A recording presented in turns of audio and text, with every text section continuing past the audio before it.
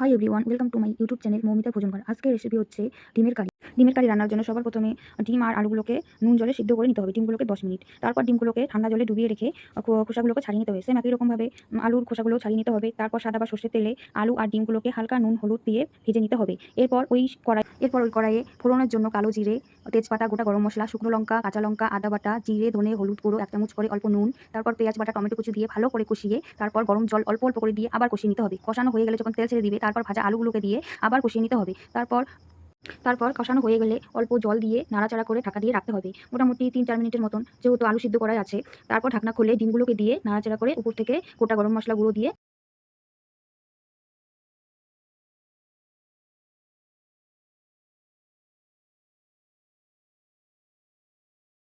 নামিয়ে রাখতে হবে। তাহলে রেডি গরম গরম ডিমের কষা।